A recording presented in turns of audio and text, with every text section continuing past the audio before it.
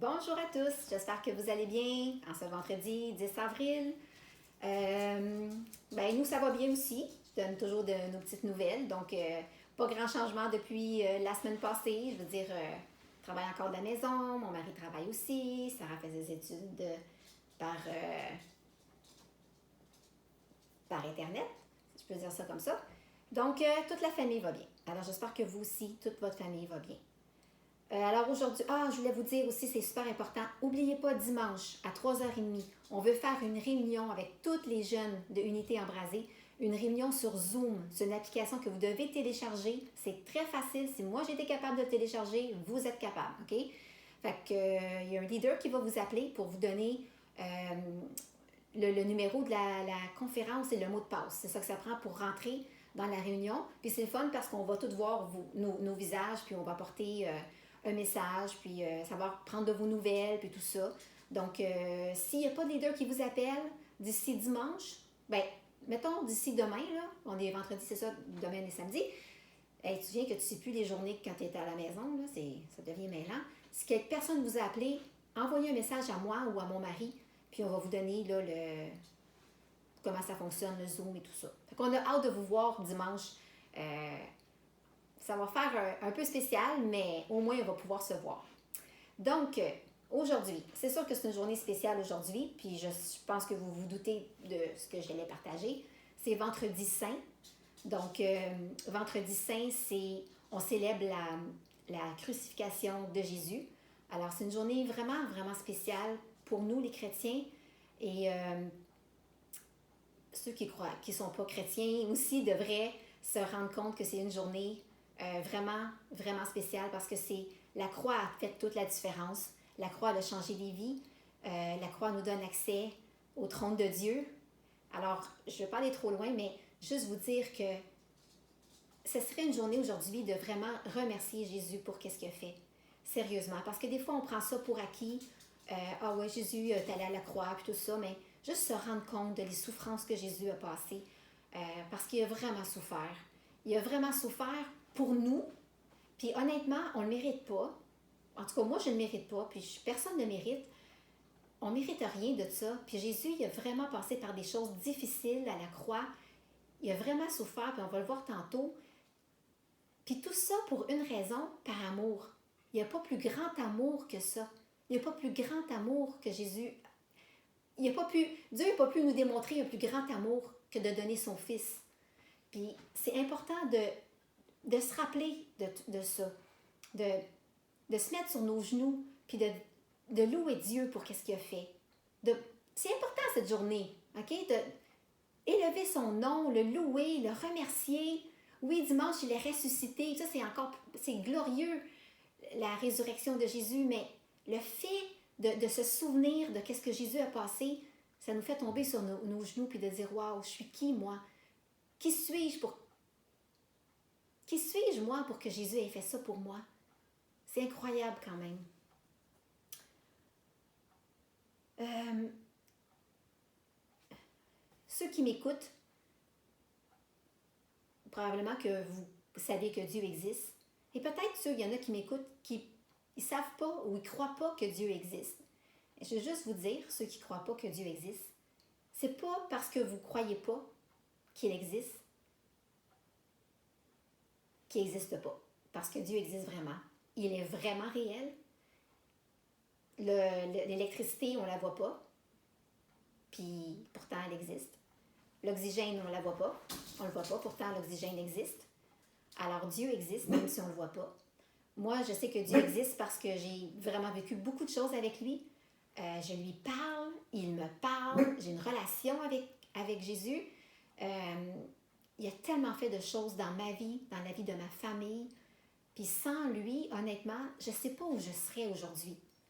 Alors à cause de Jésus, j'ai accès au trône de Dieu, puis je suis capable de me présenter devant Dieu, puis dire « Allô papa, c'est moi, ta fille Nathalie. » Puis je peux lui parler comme ça. Puis je sais pas, il faut vraiment le vivre pour le savoir, pour comprendre qu'est-ce que c'est d'être un enfant de Dieu, puis d'être pouvoir aller devant le trône de Dieu, puis lui parler comme je vous parle en ce moment. C'est très facile de parler à Dieu. vous lui parlez comme on se parle là en ce moment. Vous lui parlez. Souvent, les gens ont de la difficulté. Là, je ne sais pas pourquoi je parle de ça parce que c'était pas dans mon message du tout, mais des fois, les gens ont de la difficulté d'avoir une relation avec Dieu parce qu'ils ne trouvent pas les mots. Ils ne savent pas comment parler à Dieu, comment on fait pour parler à Jésus. Oui, je crois que Jésus est mort sur la croix et tout ça, mais j'ai de la difficulté à lui parler. C'est tellement facile, vous savez. Vous avez seulement à ouvrir votre cœur. Vous lui parlez comme à un ami ou comme à un papa. C'est très simple. Vous utilisez vos propres mots. Puis vous parlez, c'est tout. Vous pouvez vraiment vider votre cœur. Des fois, moi, je lui parle comme je vous parle là, une discussion normale. Des fois, je lui parle en pleurant. Des fois, je lui parle puis je suis fâchée. Des fois, je lui parle puis je suis heureuse. C'est une personne, Dieu. Fait qu'on lui parle comme un ami, comme à une personne, en fait. C'est une relation vraiment spéciale. Alors, pourquoi Jésus a dû faire ce sacrifice à la croix? Pour commencer, c'est sûr qu'on doit partir du début. Comment l'humanité a-t-elle commencé? Alors, vous savez que Dieu a créé l'homme et la femme. Lisez Genèse, ok? Vous allez vraiment en apprendre beaucoup. Puis c'est vraiment intéressant de savoir comment tout ça a commencé, comment le monde a commencé. Ça commence par Genèse. Dieu a créé l'homme et la femme. Il a créé Adam et Ève. Puis, ils vivaient dans le jardin d'Éden. C'était merveilleux. Ils pouvaient manger de tous les fruits. Il y avait des animaux, même les animaux n'étaient même pas méchants. Il y avait une relation avec Dieu. Dieu pouvait passer au-dessus d'eux, puis Dieu leur parlait. Il y avait une connexion avec Dieu. C'était très, très intense. Mais la seule chose que Dieu leur a demandé de ne pas faire, c'est de ne pas manger de l'arbre de la connaissance, où il y avait le fruit de la connaissance du bien et du mal. Ça, c'est dans Genèse 2, 16 à 17. L'Éternel Dieu donna cet ordre à l'homme, qui est Adam. Tu pourras manger les fruits de tous les arbres du jardin, mais tu ne mangeras pas le fruit de l'arbre de la connaissance du bien et du mal, car le jour où tu en mangeras, tu mourras, c'est certain. Alors, on voit ici que la désobéissance amène la mort.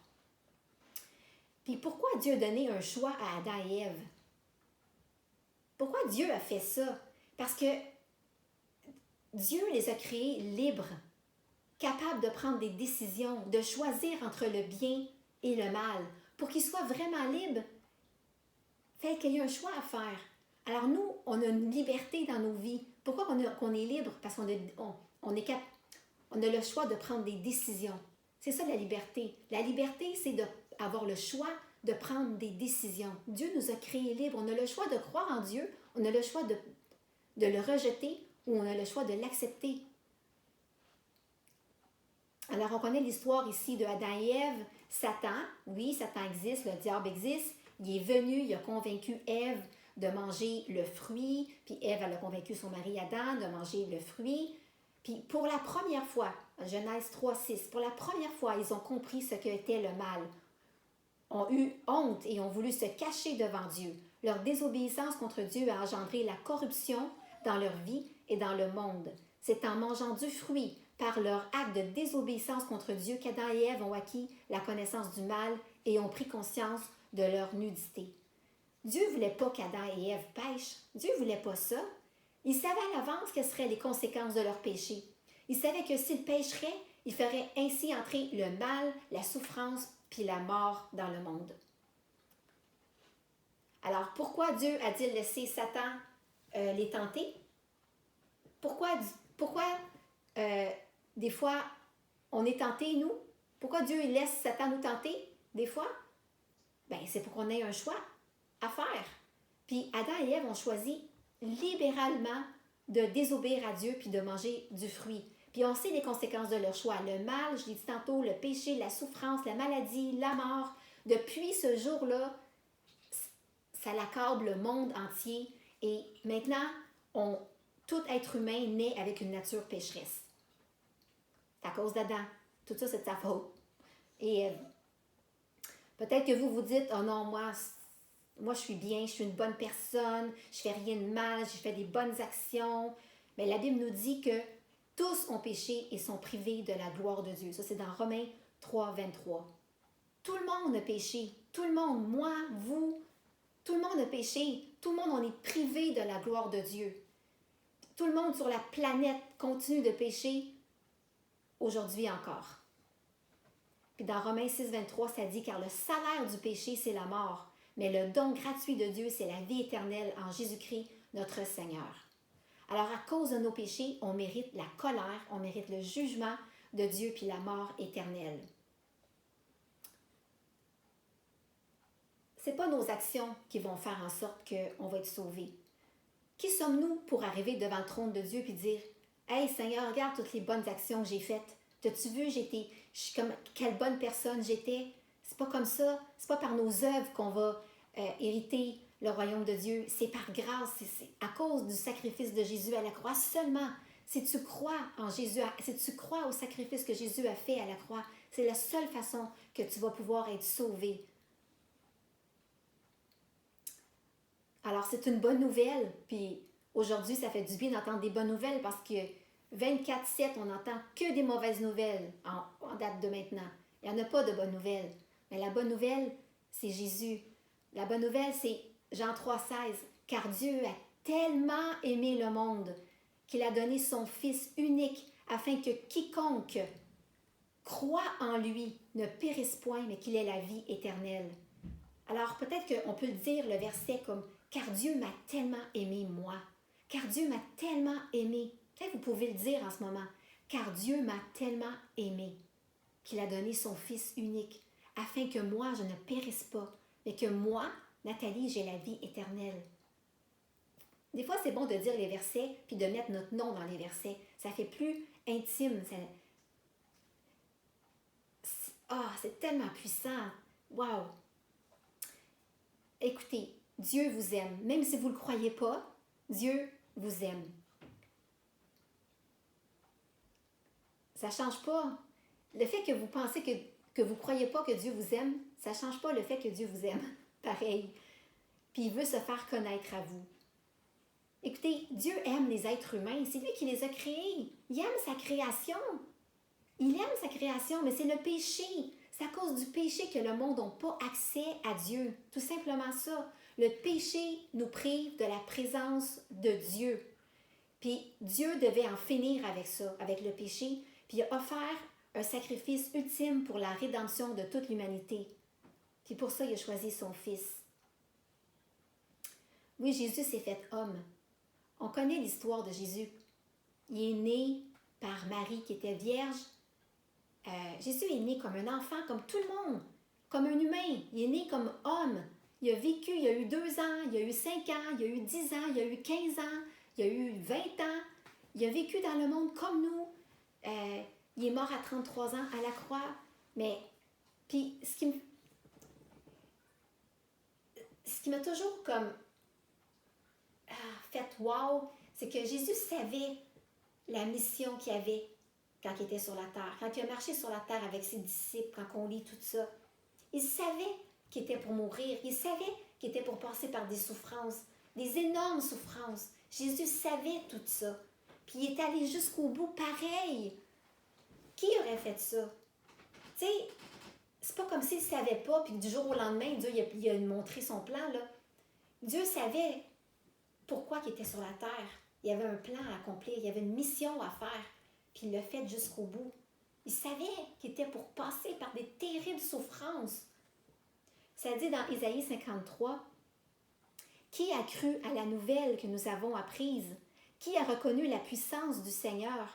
Devant le Seigneur, le serviteur a grandi comme une petite plante, comme une racine qui sort d'une terre sèche. Il n'avait ni la beauté, ni le prestige qui attire les regards. » On parle de Jésus ici. Son apparence n'avait rien pour nous plaire. Tout le monde le méprisait et l'évitait. C'était un homme qui souffrait, habitué à la douleur. Il était comme quelqu'un que personne ne veut regarder. Nous le méprisions, nous le comptions comme pour rien. Pourtant, ce sont nos maladies qu'il a portées. C'est de nos souffrances qu'il s'est chargé. Et nous pensions, c'est Dieu qui l'a puni de cette façon, c'est Dieu qui le frappe et l'abaisse. Mais il était blessé à cause de nos fautes, à cause de nos péchés. Il a été blessé à cause de nous. Il a été écrasé. La punition qui nous donne la paix est tombée sur lui. Et c'est par ses meurtrissures que nous sommes guéris. C'est par ses meurtrissures que nous sommes guéris. Ça ne dit pas c'est par ses meurtrissures que nous serons guéris. C'est par les meurtrissures que Jésus a subies à la croix que nous sommes déjà guéris, que nous sommes déjà pardonnés. Ça, c'est merveilleux. Nous étions tous comme des moutons perdus. Chacun suivait son propre chemin. Et le Seigneur a fait retomber sur lui nos fautes à nous tous.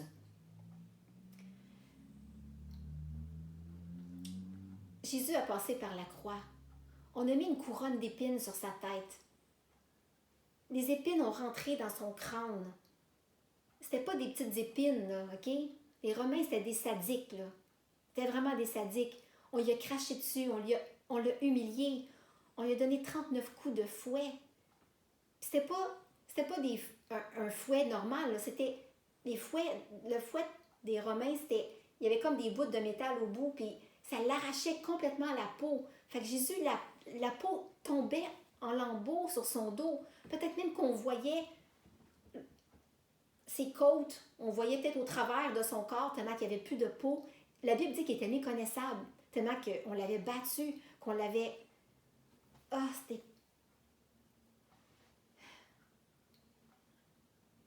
Je ne sais pas si vous avez déjà vu le film La Passion du Christ. Moi, je l'ai déjà vu. C'est pas un film que j'aime regarder. Mais honnêtement, si vous ne l'avez jamais vu, je vous encourage de le regarder parce que, tu sais, on chante un chant « Je ne saurai jamais le prix de tout ce que tu as subi ». C'est vrai, on ne saura jamais le prix de tout ce qu'il a subi. Puis quand on regarde le film La Passion du Christ, on voit juste une partie de ce qu'il a subi parce qu'on ne comprend pas non plus toute la partie spirituelle, émotionnelle que Jésus a dû vivre. Mais on peut voir la partie physique que Jésus a vécue, les souffrances physiques, excusez-moi, que Jésus a vécues, puis c'est vraiment terrible. Puis si vous l'avez à la maison, le film, bien, peut-être que ce serait une bonne idée aujourd'hui de regarder pour juste se rappeler, puis de se mettre à genoux, puis de pleurer devant Jésus, puis de dire merci. Merci Jésus d'avoir autant souffert. Puis je me souviens, il y a une partie du film que Jésus reçoit un coup, puis il est tout plein de sang, puis vraiment magané. Puis il tombe, puis il se relève. Ce bout-là, je ne sais pas si ça s'est vraiment passé, mais connaissant Jésus, sa personnalité, il a reçu un coup très dur, il a tombé sur ses genoux, puis il s'est relevé. Ça m'a tellement touchée de voir ça qu'il voulait vraiment aller jusqu'au bout par amour, parce qu'il savait que c'était pour nous libérer. Il savait que pour nous, c'était notre salut, qu'on pourrait avoir accès au Père à cause de ce sacrifice-là. Alors, ce que Jésus a fait à la croix, c'est qu'il a pris nos péchés. Galates 3, 13, ça dit « Christ nous a rachetés de la malédiction de la loi. » Vous savez, un péché, c'est contrevenir à une loi. Étant devenu une malédiction pour nous, car il est écrit « Maudit est quiconque qui est pendu au bois. » Ce que Jésus a fait à la croix, il a pris nos maladies. Il nous a réconciliés avec Dieu aussi.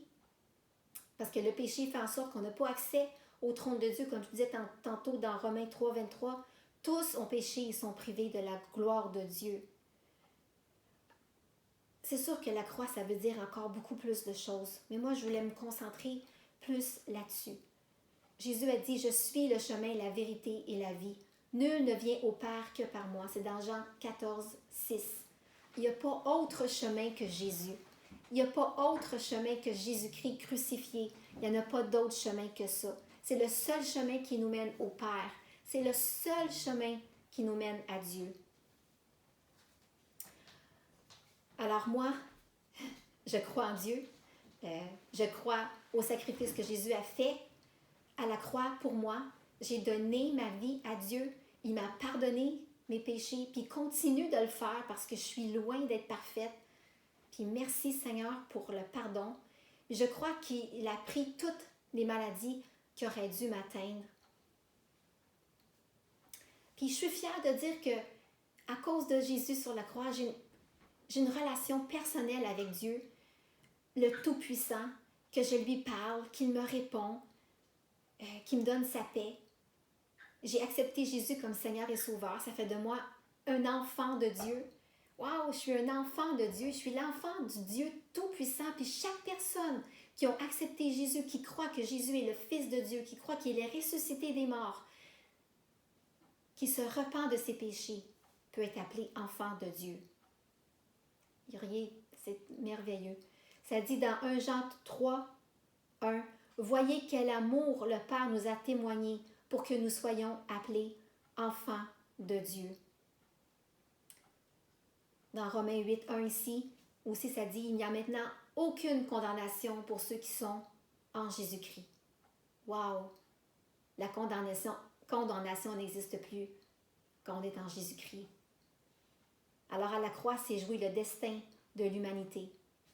Je veux revenir là-dessus parce que sans ce sacrifice-là, on n'aurait pas accès au trône de Dieu.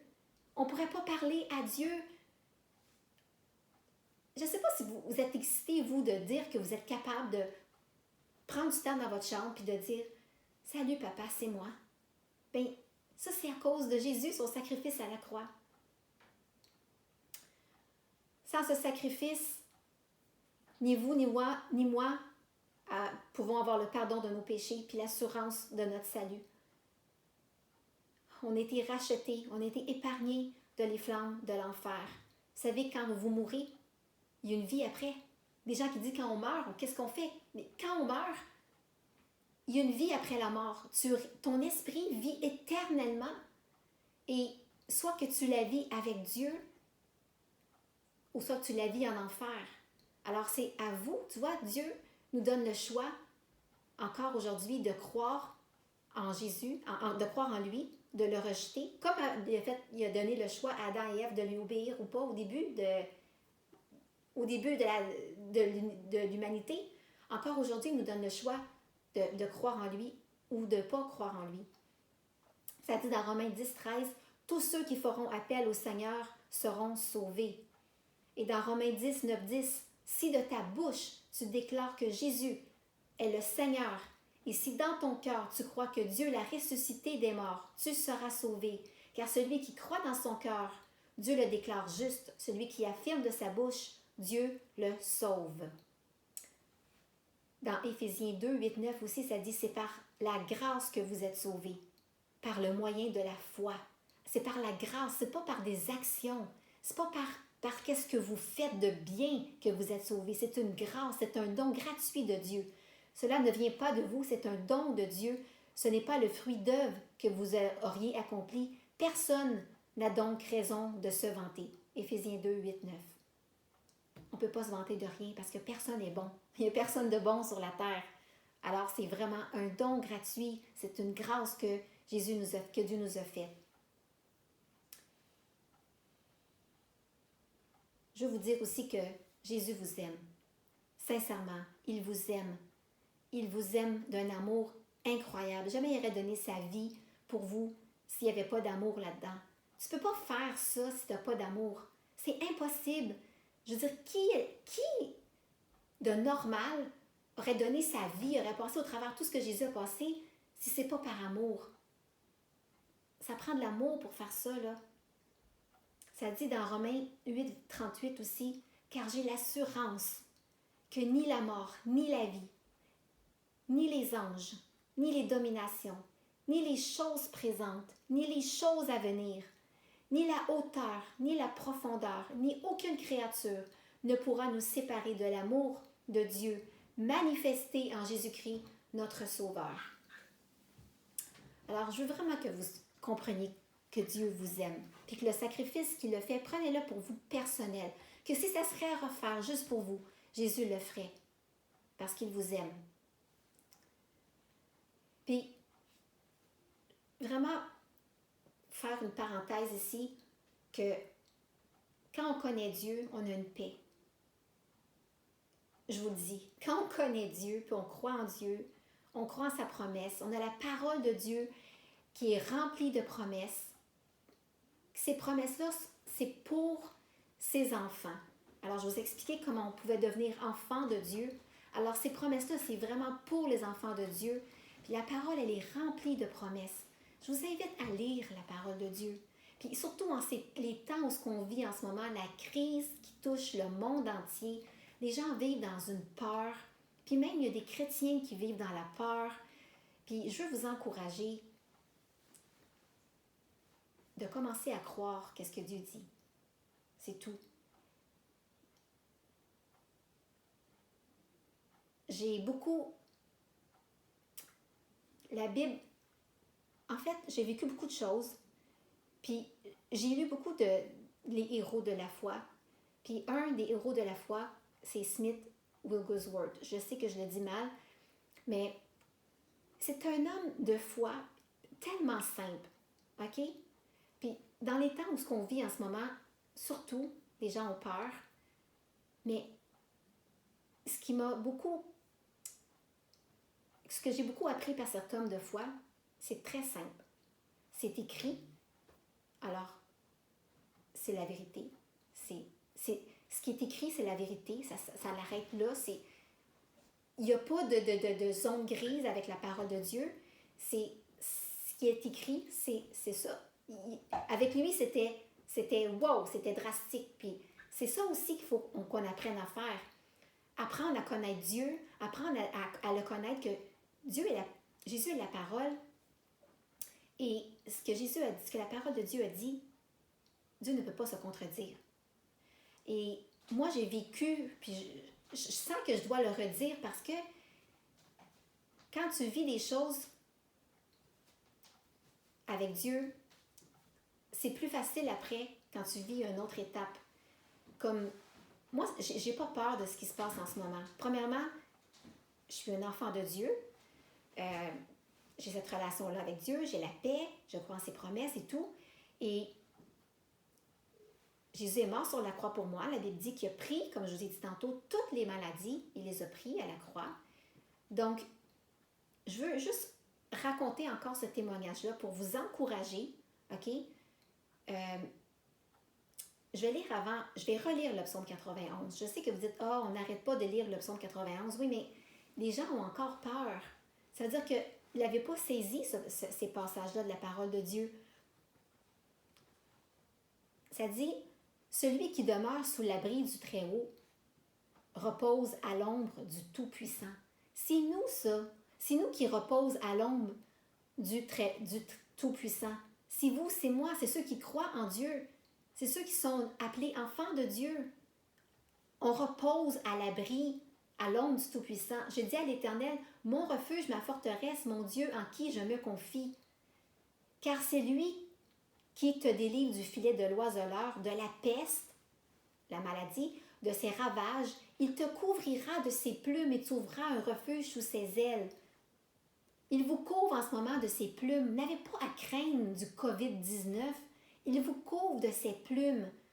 Sa fidélité est un bouclier et une cuirasse. Tu ne craindras ni les terreurs de la nuit, ni la flèche qui vole de jour, ni la peste qui marche dans les ténèbres, ni la contagion qui frappe en plein midi. Que 1000 tombent à ton côté et 10 000 à ta droite, tu ne seras pas atteint. Écoutez, soit que vous croyez qu'est-ce que la parole de Dieu dit, ou soit vous croyez les nouvelles qui n'arrêtent pas de dire qu'il y a encore des morts et tout ça. Nous, on est appelés enfants de Dieu, on est à l'ombre du Tout-Puissant. Alors même s'il y en a qui tombent à notre droite, à notre gauche, nous, on ne sera pas atteints. C'est la parole de Dieu, c'est le point final à la situation du COVID-19. On ne sera pas atteints. Amen. De tes yeux seulement tu regarderas et tu verras la rétribution des méchants. Car tu es mon refuge, ô Éternel, tu fais du Très-Haut ta retraite. Aucun malheur ne t'arrivera, aucun fléau n'approchera de ta tente. Aucun. Aucun, ça veut dire zéro. Aucun. Est-ce que le COVID-19 va approcher de ta tente? Non, aucun malheur ne t'arrivera, aucun fléau. Le COVID-19, c'est un fléau. Est-ce que le COVID-19 va approcher de ta tente? Pourquoi vous avez peur? Dieu nous dit que le COVID-19 n'approchera pas de notre tente. Je crois plus en qu'est-ce que Dieu dit, en qu'est-ce que les prévisions du gouvernement, OK? Je m'en fous de qu'est-ce que le gouvernement dit. Moi, j'ai un Dieu qui est au-dessus de tout ça, qui gouverne, qui règne sur l'humanité tout entière, qui me dit à moi, Nathalie, qu'il n'y a aucun fléau qui va atteindre, qui va approcher de ma tante. Aucun. Aucun. Ah, j'ai la paix. J'espère que vous allez avoir la paix. Il ordonne à ses anges de te garder dans toutes tes voies. Wow! Il mêle même ses anges avec ça, tellement qu'il est grand. Ils te porteront sur les mains de peur que ton pied ne heurte contre une pierre. Tu marcheras sur le lion, sur l'aspic, tu fouleras le lionceau et le dragon. On marche sur ce COVID-19, OK? Ça ne nous atteint pas.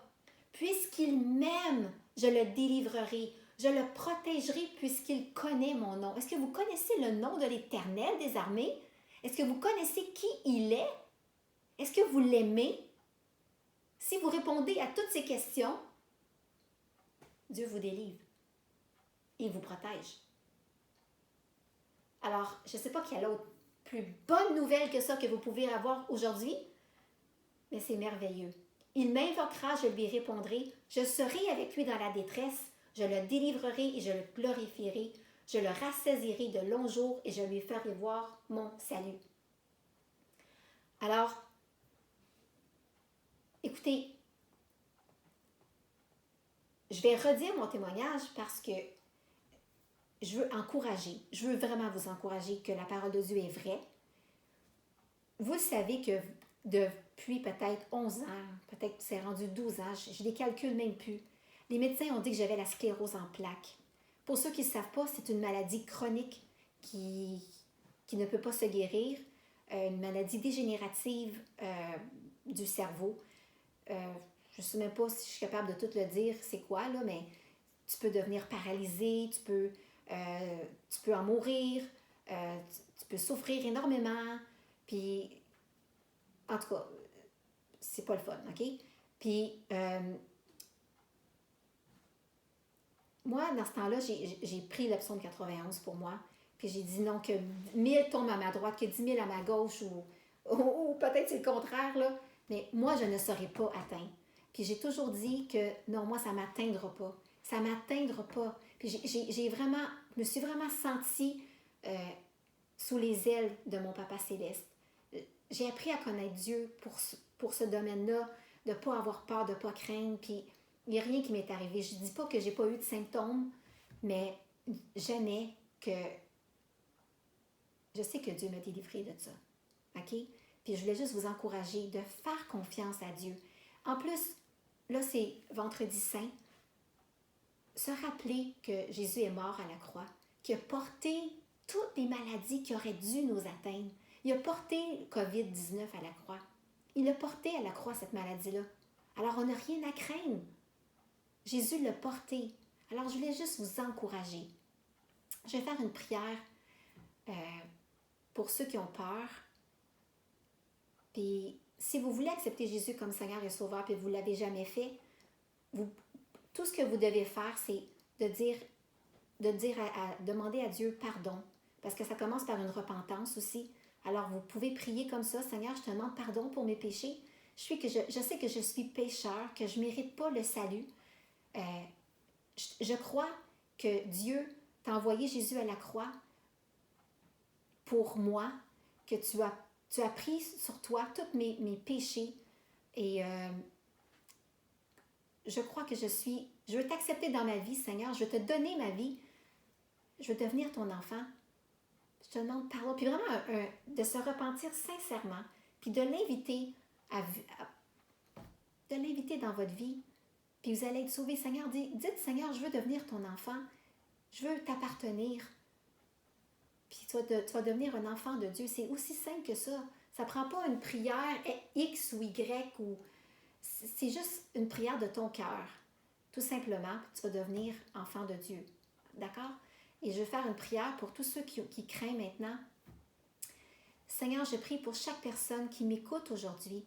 Peut-être qu'ils vivent dans la peur, dans la crainte de ce qui se passe dans le monde.